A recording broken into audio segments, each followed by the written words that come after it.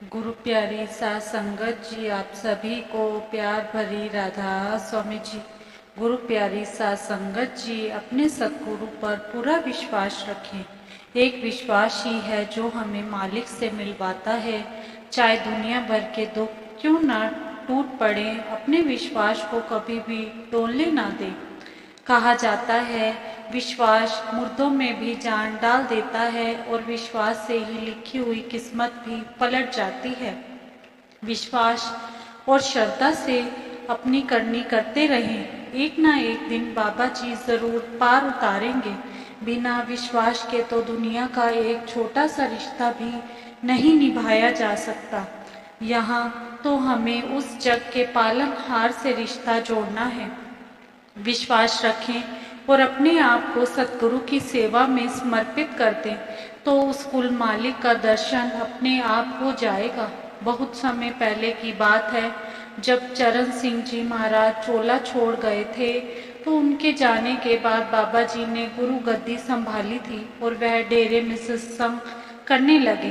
तब एक दिन जब वह सत्संग कर रहे थे तो पंडाल में एक बुजुर्ग आदमी ने बाबा जी को कहा कि मैं आपको अपना गुरु नहीं मानता, मैं तो चरण सिंह जी महाराज को ही अपना गुरु मानता हूँ। मैंने तो उनसे ही नामदान लिया है, मैं तो उनको ही अपना गुरु समझता हूँ। लेकिन अब आप उनकी गद्दी पर आकर बैठ गए हैं। तो बाबा जी बड़े प्यार से बोले, मुझे इस गद्दी पर महाराज जी ने ही तो बिठाया है, मैंने भी उनसे ही नामदान ले रखा है। मैं भी यह जिम्मेवारी उठाना नहीं चाहता था, लेकिन उन्होंने मुझे जबरदस्ती यह जिम्मेवारी दे दी तो मुझे उनका यह हुक्म मानना पड़ा। उसी समय उस बुजुर्ग आदमी को बाबा जी के चेहरे में महाराज चरण सिंह जी का चेहरा दिखाई दिया और वह बोले, यह मेरा ही रूप है, यह मुझसे अलग नहीं है। यह देखकर वह बुजुर्ग आदमी बाबा जी के चरण छूना चाहता था। बाबा जी बोले, आप मुझसे बहुत बड़े हैं, इसलिए मैं आपसे कैसे अपने चरण छुआ सकता हूँ। चरण सिंह जी महाराज ने भी कभी किसी से अपने चरण नहीं छुआए थे, तो मैं कैसे आपसे अपने चरण छुआ सकता हूँ। तब उस बुजुर्ग ने बाबा जी से पूछा, गुरु के लिए यह प्यार कैसे पैदा किया जा सकता है? सच्चा प्यार और सच्ची भक्ति क्या है? बाबा जी ने कहा, मुझे खुशी है कि आपने यह सवाल पूछा। बाबा जी ने जवाब दिया, सतगुरु जो भी हुक्म देते हैं उसका अटूट विश्वास के साथ पालन करना ही सतगुरु से सच्चा प्यार करना है। सतगुरु हुक्म देते हैं कि शराब कबाब से दूर रहो, एक सच्चा और नेक जीवन जियो, किसी की संपत्ति को ना चुराओ, काम क्रोध को त्यागो और विषय विकारों से अपने मन को हटाकर अंदर रूहानी मंडलों पर चढ़ो। यही आपकी जिंदगी का असली उद्देश्य है। गुरु से प्यार करना ही परमात्मा से प्यार करना है। सतगुरु से प्यार को मुकम्मल करो। सतगुरु परमात्मा के प्यार से परिपूर्ण है, इसलिए जब हम सतगुरु से प्यार करेंगे तो परमात्मा का प्यार हमारे अंदर अपने आप आ जाएगा। परमात्मा में लीन होने का एक यही रास्ता है। सतगुरु का प्रेम ही परमात्मा की प्राप्ति की पहली सीढ़ी है। ग्रंथों पोथियों के पाठ, तीर्थ यात्रा या गंगा स्नान से आज तक किसी को परमात्मा नहीं मिला। रावण केवल 4 वेदों का विद्वान ही नहीं था, बल्कि उनका टीकाकार पंडित भी था। वेदों पर की गई उसकी टीका सर्वश्रेष्ठ टीका मानी जाती थी, किंतु उसका चरित्र कैसा था आप सब जानते हैं कि भारत के हर गांव, हर शहर में हर वर्ष उसका पुतला क्यों जलाया जाता है। परमात्मा ग्रंथों पोथियों में नहीं है, वह तो हमारे अंदर है। ग्रंथ तो केवल उसकी महिमा करते हैं, केवल एक देह स्वरूप गुरु ही उसे प्राप्त करने का रास्ता बता सकता है। किसी कामिल मुर्शिद या पूर्ण गुरु को ढूंढो और उससे अंदर जाने का भेद प्राप्त करो। जब आप आंखों के पीछे तीसरे तिल पर पहुंचेंगे तो वहां सतगुरु आपका इंतजार करते हुए मिलेंगे। उसके बाद वह आपका साथ कभी नहीं छोड़ेंगे।